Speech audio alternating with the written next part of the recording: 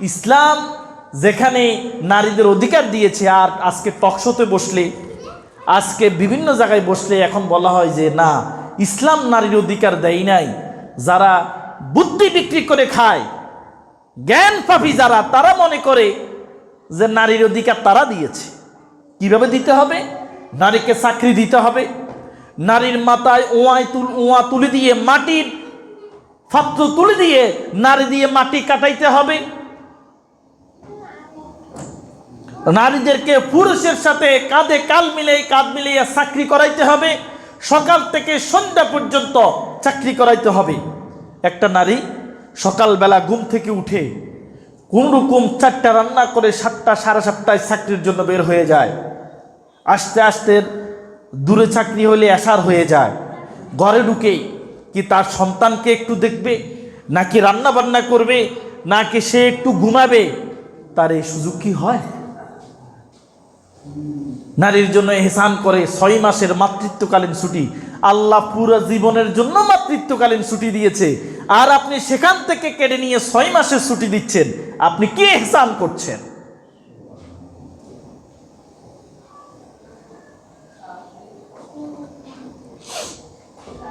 নারীর উত্তরাধিকারী বলে, সন্তান বাবা যদি 10 লক্ষ টাকা রেখে মারা যায়, এক বাবা কত টাকা রেখে মারা গেল? ধরেন 10 লক্ষ। ছেলে মেয়ে 2 জন, বাবা মারা যাওয়ার পরে ছেলে পাবে 6.5 লক্ষ টাকা, শরীয়ত অনুযায়ী মেয়ে পাবে 3.5 লক্ষ টাকা। আমার কথাটা বুঝতে পারছেন কিনা? লিজ্জাকারি মিসলু হাজ্জিল উনসায়াইন, কোরআন বলেছে মেয়ে পাবে 2 ভাগের 1 ভাগ, মেয়ে যা পাবে ছেলে তার ডাবল পাবে। এটা কি পৃথিবীর কারো বানানো আইন নাকি আল্লাহর আইন? আল্লাহ কি আল্লাহর কোনো বান্দাকে ঠকাইতে পারেন? এখন আপনার দৃষ্টিতে ও 6.5 লক্ষ টাকা পাবে আর মেয়েটা পাবে মাত্র 3.5 লক্ষ টাকা, এটা কেমন হিসাব? তাদের হিসাবে এটা পৃথিবীতে নিজেকে বুদ্ধিজীবী ভাবে, আর আল্লাহর সে বেশি বুদ্ধিজীবী ভাবলে সে যে শয়তান হয়। ওই যে হযরত আদম আলাইহিসসালামকে সিজদা করার জন্য আল্লাহ রাব্বুল আলামিন সমস্ত ফেরেশতাদেরকে নির্দেশ দিয়েছিলেন কিনা? আপনাদের মনে আছে তো? নির্দেশ দিয়েছেন। দেওয়ার পরে সব ফেরেশতা সিজদা করলো, একটা পাগল সিজদা করে নাই। সেটা কি? ইবলিস। সে ফেরেশতা কখনো ছিল না। ফাসাজাদু ইল্লা ইবলিস, আল্লাহ বলেছেন ইবলিস সিজদা করে নাই।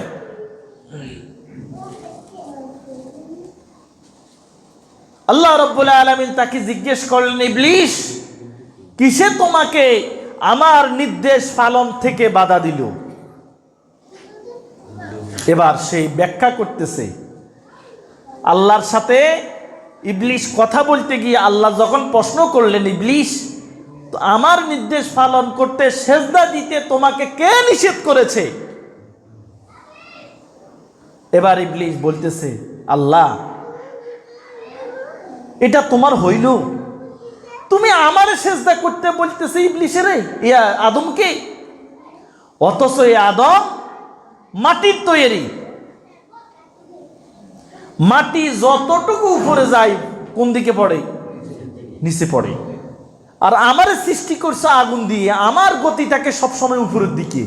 তুমি আমারে বলতেছো যে আদমকে সেজদা করার জন্য, এটা তোমার হইল? এতে বুদ্ধি দেয় কারে? আমার কথা বুঝেননি? ইবলিস শয়তান কারে বুদ্ধি দেয়? আল্লাহরে বুদ্ধি দেয়। এখন আমাদের দেশে কিছু বুদ্ধিজীবী আছে শয়তান, এরা কোরআন যেই কথা বলছে এরা আল্লাহরে বুদ্ধি দিতে চায় যে আল্লাহ তোমার এটা হয় নাই, নারী পুরুষের সমান অধিকার দিতে হবে।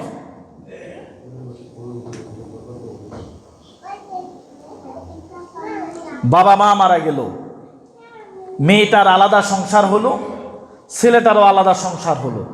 ছেলেটা যখন বিয়ে করেছে, বিয়ে করার সময় ছেলে তার স্ত্রীকে 1 লক্ষ টাকা মহারণা, কমপক্ষে 1 লক্ষ টাকা মহারণা দেয়া লাগছে। তাহলে ছেলের ছিল 6.5 লক্ষ টাকা, কমে আসলো কত? 5.5 লক্ষ। আমার কথা বুঝেন কিনা? এবার মেয়েকে যখন বিয়ে দিল, মেয়ে মহারণা 1 লক্ষ টাকা পেল, মেয়ের ছিল 3.5 লক্ষ টাকা, এখন হয়েছে কত? 4.5 লক্ষ টাকা।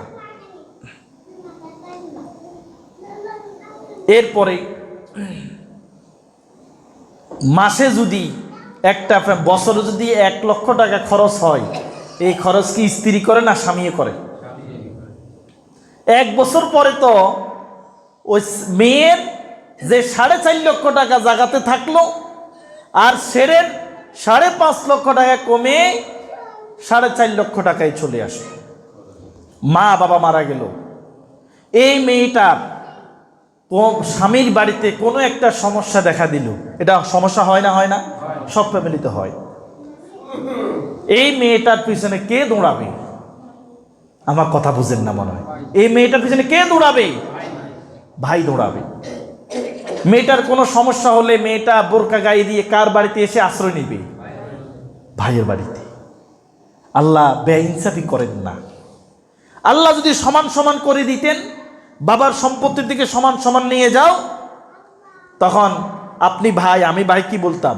তুই তো সমান অধিকার সমান সম্পত্তি নিয়ে আমার বাড়িতে কেন আসবে? বাইরে বাইরে। আমার কথা কি বুঝতে পারছেন কিনা? আল্লাহ সেই জায়গাটা রেখে দিয়েছেন যেই জায়গায় এসে একটা মেয়ে আশ্রয় নিতে পারে। আল্লাহ রাব্বুল আলামিন সূরা নিসার 18 নম্বর আয়াতে বলেছেন, তোমরা তোমাদের স্ত্রীদেরকে যে মহারানা দিবে, ইয়া আইয়ুহাল্লাযীনা আমানু, হে ঈমানদারেরা, আমরা সবাই ঈমানদার তো? ঈমানদার। এখন মহারানা দেন কখন? তালাক দেন দিলে হিসুম নাকি? আমার কথা মানে বুঝেন না।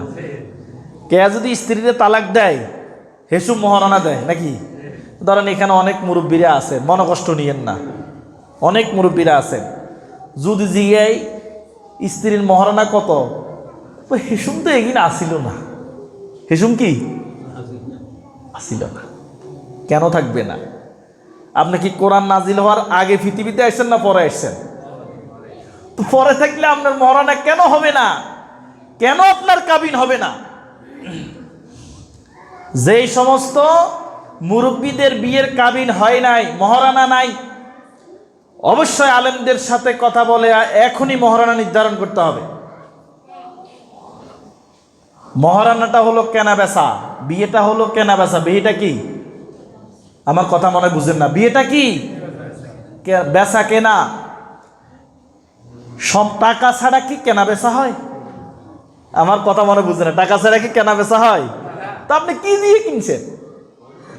টাকাই তো দেন না, কি দিয়ে কিনছেন আপনি বলে? শরীয়তের পরিভাষায় হলো আন নিকাহুন মাওযুউন লিমিলকিল মুতাহাতি আই হাল্লিল ইস্তিআমালির রাজুলি মিনাল মারআ। আপনাকে কিনতেই হবে। যারা বৃদ্ধ হয়ে গেছেন বলে যে এসব তো হেকিনা আসিল না, কে কইছে আসিল না? আসিল তো, হয়তো আপনারা মুরব্বীরা জানতেন না। এখন মহারানা নির্ধারণ করেন। মহারানা কিভাবে নির্ধারণ করবেন সে আলোচনাটা অনেক বড়। এটা একটা কিছু পদ্ধতি আছে, এই পদ্ধতিটা যার দরকার হইতে জানে নিয়েন। 2 নাম্বার হলো মহারানা নির্ধারণ করছেন কিন্তু দেন না, এরকম আসার না নাই? কেন দিবেন না? হাসর ময়দানে স্ত্রী উঠে আপনার বিরুদ্ধে প্রথম আপিল যেটা করবে, আল্লাহ আমি তার কাছ থেকে এত টাকা পাই, আগে আমার এই টাকা দিতে বলে। আমার কথাটা কি বোঝা যায়? আগে আমার এই টাকা দিতে বলেন। আল্লাহ বলবে কোন টাকা পাও? হেতে কইব কই তুমি তো কোন টাকা? কেন? আপনি যে বিয়ে করছেন আমার মহারানা দিয়েছেন, আপনি আমার মহর দেন। এবার সেখানে টাকা পাইবেন কই? টাকা তো পাবেন না। সেখানে আপনাকে আপনার আমল থেকে আপনাকে আপনার স্ত্রীর মহারানা পরিশোধ করতে হবে। এটা ঋণ। এখন কইবেন না অন্ত আর কাছ থেকে চায় না, মুরব্বীরা কইবেন না সম্পর্কটা খুব ভালো, আর কাছ থেকে তো কিছু চায় না। হাসর ময়দানে ঠিক মতো যখন দরকার হইব এসব কি মনে হয়ে যাবে। বুঝেন না? বাবার দিন না সম্পদ বাইরে ছাই দিয়েছে, ভাই আর দরকার নাই তুই খা, বোন হুদ ভাই হুদ এগুলো লই তোরা খা, আর দরকার নাই। বাড়িতে আইসে আর পোলা 3 গ্যাস চাপ দিছে, মা এমনি ঠিক করেন না, যান বাপের সম্পদ লই আনেন। এরকম ঘটনা আছে না নাই? আছে। যান সম্পদ লই আনেন। এবার যাই বাড়ির কাছে কাম দে, ভাই আই তো ভুল করিয়া এলাইছি, অন্ত ঘরে জায়গা হাই না, আর সম্পদ কিন দি দি। এ হাসর ময়দানে অটমন হয়ে যাইব বোর, যে আমার মহারণা দেন। যারা মহারণা দেন নাই, প্রয়োজনে নিজের বাড়ির যে অংশ আছে দেয়ার অ্যাবিলিটি না থাকলে দরদাম হিসাব করে বাড়ির একটা অংশ 1 কোড়া হোক 1 ডিসিম হোক, যেটা স্ত্রীর মহারণা ততটুকু দাম আছে, ততটুক 1 ডিসিম হলেও স্ত্রীর নামে লিখে দেন, মহারণা আদায় করেন। কথাটা বুঝতে পারছেন? হোলাদে বদিল্লা মহারণা দর্শী 10 লাখ, এটা জীবনও আদায় করতে পারবে না। আল্লাহ সুবহানাহু ওয়া তাআলা ইমানদারদেরকে লক্ষ্য করে বলছেন, কারণ মোহর আদায় করে ইমানদারেরা, যার ইমান নাই এতে কি মোহর আদায় করবে? এর দরকারই নাই আলোচনা শোনার তার। আল্লাহ বলছেন, লা ইয়াহিল্লু লাকুম আন তারিসুন নিসা কারহা, যেটা নারীদেরকে উত্তরাধিকারী হিসাবে তোমরা দিয়ে দিয়েছ, সেটা নারীদের কাছ থেকে জোরপূর্বক আদায় করে নিও না। স্ত্রীদেরকে মহারণা দিছেন, দিয়ে এবার কন দ আর তো মেলা টিঙে লাগবো, ঘর করুম, বিল্ডিং করুম, ওই করুম, হেই করুম, জমিন কিনুম, তোর হিয়ান্তেন কিছু টিঙে দ না। এবার আপনি আস্তে আস্তে স্ত্রীর টাইনতে 3 লাখ টিঙে দিছেন, আজ যা 20,000 টিঙা, কালিয়া 10,000 টিঙা, হরুগো 50,000 টিঙা, নিতে নিতে একদিন স্ত্রী টিঙা তো বেগুন লই গেছেন, একটি বার আর কাছে নাই।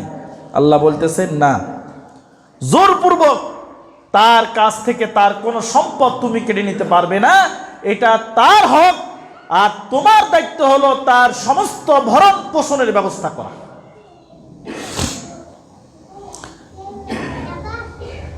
এবার আল্লাহ আরো শক্ত কথা বলছেন, ওয়ালা তা'দুলুহুন্না লিতাযহাবু বিবাদি মা আতাইতুমুহুন্না ইল্লা আন ইয়াতিনা বিফাহিশাতিন মুবায়্যিনা, আর তোমরা যে তাদেরকে মহারণা দিয়েছ তার কিছু অংশ তাদেরকে কষ্ট দিয়ে আত্মসাৎ করাও তোমাদের জন্য হালাল নয়। একটা ফতোয়া বলছে জোরপূর্বক নিও না, বুঝাই শুনাই, হেতো অবুঝ মানুষ, ছোট মানুষ, মহিলা মানুষ বুঝে নেয়, আস্তে আস্তে টানি টানি হেদের লই চলে গেছেন, আল্লাহ করছেন ইহেন করিও না। আবার কিছু পুরুষ আছে দ্বিতীয় কিনলে আর খাইবি আর পড়বি, টিঙে রাখবি কিনলে দে তোর বাদ দিন না, সম্পদ যেদিন আছে বেকিন সদিত হইব, এরকম আছে না নাই? আল্লাহ বলছেন এটা তোমাদের জন্য হালাল নয়। আমি একটাও বানাই বলছি না, কোরআনের কথা বলছি।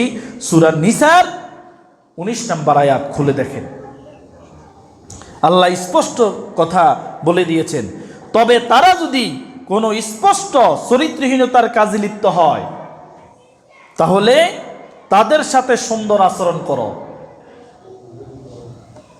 সম্মানিত উপস্থিতি, নারীদেরকে সম্মান দিয়েছেন আল্লাহ, কিন্তু আপনি যদি এই সম্মানটা কেড়ে নিতে চান, আল্লাহ বলেছেন এটা হালাল নয়।